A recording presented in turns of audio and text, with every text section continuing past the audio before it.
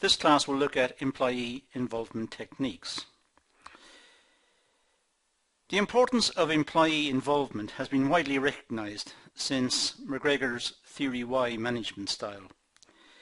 You'll remember McGregor's theory was Theory X and Theory Y. Theory X was where workers worked for remuneration only. They worked for money.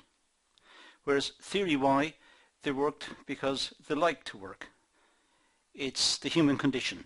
They want to spend their time productively, and they're interested in their occupations. So ever since that time, there's been an interest in employee involvement techniques. The main aim of employee involvement is to provide an environment in which employees feel comfortable enough to participate in management discussions and decision making. So it's a technique which gives the employees the confidence to feel at ease and talk about issues in the company, in the business. The issues could be related to production or to administration or to whatever. But the employees feel comfortable and they feel that they have a voice and that the management are prepared to listen to them.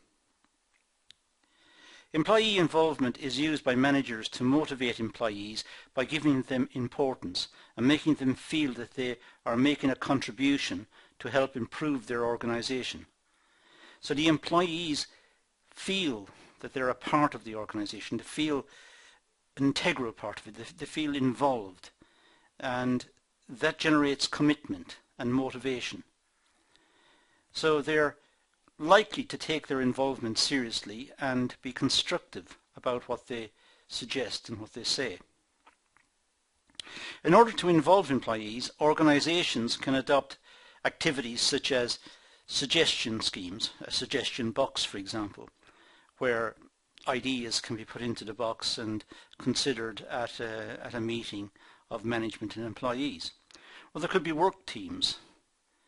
There could be involvement meetings, meetings where workers are asked to participate and be involved and consider particular issues about the business. It could be anything from when the business should open in the morning and when it should close in the evening, and or how the production is organized, or it could be anything. But the workers feel involved. They are being consulted. And we also have this notion of what's called quality circles, and the rest of this session in fact will deal with quality circles. That's the focus of the current class. So we have different ways of involving employees. Now let's move to consider this idea of quality circles. Well, this was developed in Japan. This concept of the quality circle was developed in Japan. The success of the system resulted in other countries adopting quality circles in their organizations. So it started in Japan, it was seen to be successful, so other countries and other companies adopted it, and it spread. Quality circles is a mechanism used to aid continuous improvement in an organization. This then results in improved quality and productivity within the business. So a quality circle is a way of aiding continuous improvement, of generating continuous improvement within the organization. The workers are consulted, they are involved, they make recommendations, and it's not just the management making the rules, it's the workers recommending the rules, recommending what should be done, and as a consequence better decision making should emerge. The concept involves a small group of people who work in a similar field. They voluntarily come together to conduct meetings regarding current issues in the workplace. So it could be that the accountants in the business get together. They're all working in the same area and they have meetings. And out of the meetings they make recommendations for improvement. The marketing people may have meetings as well, and they make recommendations and suggestions. Production will do the same, and so on. So there's feedback from those who are doing the work, doing the job, on ways of improving it. And as I said earlier, these do not have to be big schemes. These could be very small suggestions, but all of them lead to greater efficiency, and all of them should be taken seriously. The main agenda includes identifying a problem and then finding a solution. So the team meets, the people from a particular field of activity, they meet and they look at a problem and then they try to find a solution. They suggest alternatives to increase productivity, to improve the service quality, and to increase worker satisfaction and better working conditions. So they find a problem and they're trying to fix the problem. The problem could be something to do with the passage of work across the department. It could be that the work has been duplicated, or it could be that errors are creeping into the work because of lack of communications or poor communications. So they will look at whatever the problem is and try to come up with suggestions to fix it. Quality circles have made a great improvement in developing job descriptions, product inspection, design workplace layout, determine equipment needs, and suggest areas for improvement. So the quality circles are not confined. They can look at the whole organization. They can make suggestions from top to bottom. They can look at their whole department and make suggestions about the layout of the work, the flow of the work, the way the work's organized. They can make suggestions about... The suggestions don't have to be accepted, but if there is a compelling logic in what they say, then the management should take it on board. There are no rewards besides recognition and the satisfaction that the individuals receive. So there's no monetary reward for participating in the quality circle. The quality circles include groups of people who come together voluntarily. Nobody's forcing anybody into a quality circle. There's more chances of success if the people voluntarily attend the quality circles. If they are coerced into attending, they will be reluctant, they will resent it, and they will not make constructive contributions. So the best type of person within the quality circle is one who attends voluntarily. And they also attend during their... I'm sorry, I've skipped forward a bit. They also attend during their contracted working hours. So they have time off work to attend the meeting. Now it's a small concession, but some of the workers may enjoy the fact that they're having a break from their usual job to attend the quality circle and discuss issues. There must be a manager or a supervisor present to assist the meeting. There must be somebody who's going to guide it and direct the discussion without too much intervention, just generally nudging it along, or even gently nudging it along, I should say, just gently moving the discussion along and keeping it focused, keeping it on track.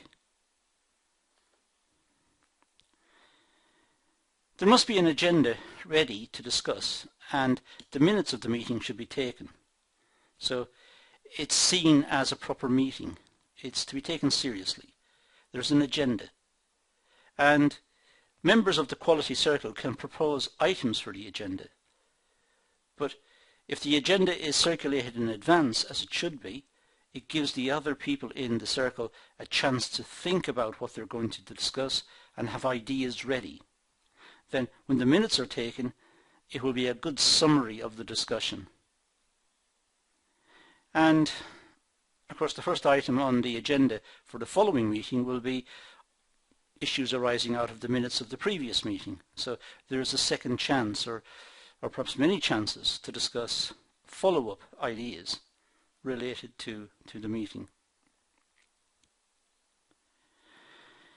There's no formal method or rule of organising the meeting. It doesn't have a chairman or a treasurer or all the things we would associate with general committees for organisations or voluntary groups. This is just somebody directing it and someone else taking the notes, taking the minutes. Other than that, it's a group of people sitting around talking about solving problems within the workplace. Now, successfully implementing quality circles. Well, for quality circles to be successful, the human resource managers should consider the following points. They should undertake a trial period. After all, if the management had already missed some point that's now been suggested by the quality circle, they may have missed it for some reason. So it's wise to test it. Just try it out for a period before it's fully implemented. The employees and the leaders should be suitably trained. It's important that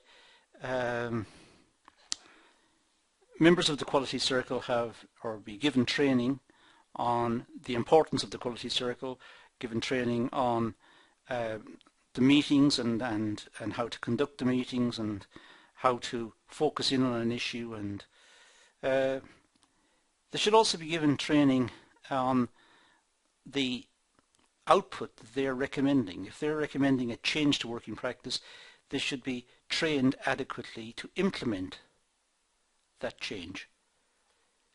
So if it's a change to the production system, then the people who are going to implement the change should be given proper training to give the suggestion every chance of success. Quality circles should have the involvement of managers. Managers should know what's been discussed and should also be given the chance to make comments. Although if the managers attend the meetings in force and make many comments, they may intimidate the workers who are attending the meeting, which would destroy the quality circle. So that needs to be controlled. It could be that their contributions are written contributions which will be included for the following meeting and which will be circulated in advance and can be discussed in detail at the following meeting. Now, the principles of the quality circle must match the organisational culture. It's important that the organisational culture is taken into account. What sort of business is it? How is it run? How does it treat its workers? What are the working conditions like? So the quality circle must take that into account. So it can't start recommending changes which flies in the face of what is established as the organisational culture. So too radical a change may not be accepted. It's far better for the quality circle to focus in on problems and try to solve the problems. There has to be delegated authority and decision making. The quality circle itself is looking at issues, and when they come up with solutions, the solutions have to be passed on. If they're going to be implemented, they have to be passed on to the relevant manager. Well, the relevant manager may have his or her hands full in just meeting current deadlines. So it may be that the suggestions have to be delegated to a member of the workforce, perhaps a member of the quality circle, who will be responsible for implementing the decision, and in particular over the trial period, as I said, point number 1. There should be management support and commitment. The quality circle is, if it's to succeed, it's a good idea. If it's to succeed, the management should support the idea of the quality circle. The management should look for recommendations and suggestions and criticisms and look for areas of improvement. And this is a good way of getting it. When an idea comes to the fore in the quality circle, if it's a good idea, it should be recognized as such. And there should be recognition for that. The person who came up with the good idea should be praised amongst his or her peers, praised by management. And there should be monitoring of the results to ensure that the idea actually was a good idea. When it's implemented, it should be monitored. And again, if it works in practice, after it was suggested in the quality circle, if it works in practice, the person should be complimented again.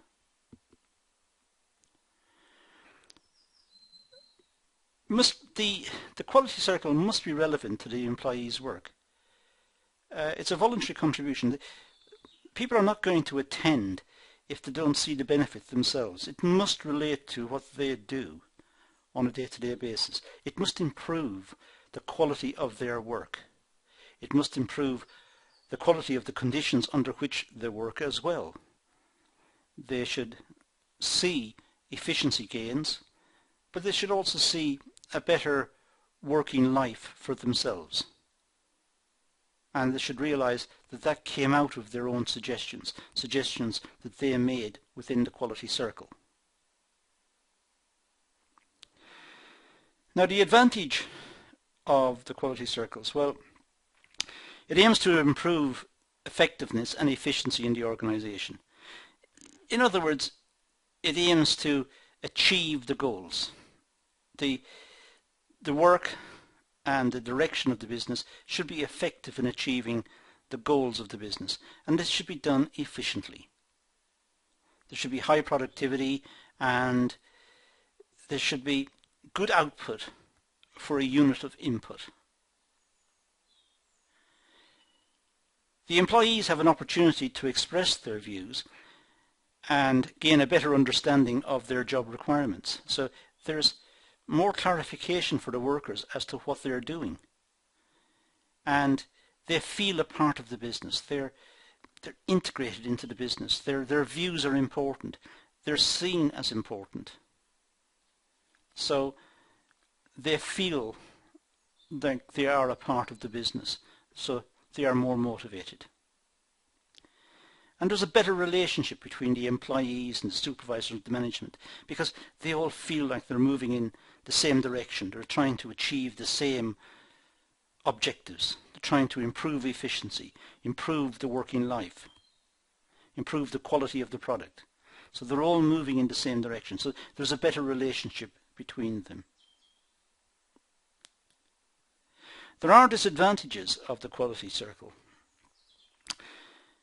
Members of the group may disagree, and there may be disputes within the quality circle group. Some may think that something is a good idea and the others don't. So it can lead to disputes, which would have to be managed carefully. And employees may feel pressurized into attending meetings. Perhaps sometimes they don't want to attend the meeting, but they feel like they have to attend. So they're quite negative about the whole process. It is a voluntary scheme, and attendance is voluntary.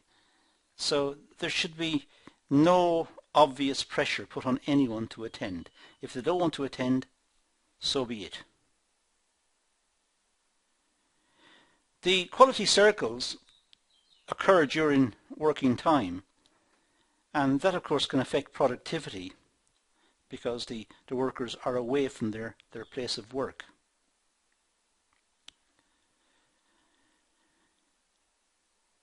The employees and the supervisors may need training, which will be an additional cost to the business, but they may need training on how to run quality circles and how to deal with suggestions and work out details as to how to implement them and how to manage change, because really that is what has been suggested. The quality circle is recommending change, and that has to be managed. So the quality circle is a useful tactic used by organizations in order to improve efficiency. It's seen generally as a good idea. Maintaining regular meetings helps organizations deal with issues that have been neglected. So having quality circle meetings means that issues that were never fully resolved, never fully implemented, or suggestions that were never really thought out fully, these can be revisited, talked about again, and perhaps implemented at long last. There may be issues that were outstanding for some time but can now be revisited by the quality circle, talked about openly, accepted or rejected, and tried out in this pilot period to see if there really were good ideas. It's only effective if used appropriately. Generally speaking, a lot of the time in the quality circle will be a waste of time. There will be no great outcome. And in a sense, setting up the quality circle should be done on that expectation. The expectation is that once in a while a good idea will come out. Providing that good idea covers the cost of the quality circle, the loss of productivity while the quality circle met, for example. So providing that's the case, then the quality circle is a good idea. But not every meeting is going to generate great ideas. Great ideas might only come once in a while, but it still may be worthwhile in having this concept of the quality circle. Finally, it's not so much the cost savings that may be achieved by having good ideas from the quality circle that needs to be taken into account. As I said earlier, it's also the motivational factors. The fact that the people who are in the quality circle, who voluntarily attend, they feel a part of the organization. They're more motivated. And it breaks down barriers between management and employees. Overall, it's a technique that many companies use and many companies find beneficial. But on a meeting by meeting basis, there is a high failure rate. Not all meetings generate great ideas. Once in a while, great ideas may come about. That's all I'm going to deal with in this session, so I'm going to leave this topic and say thank you for watching.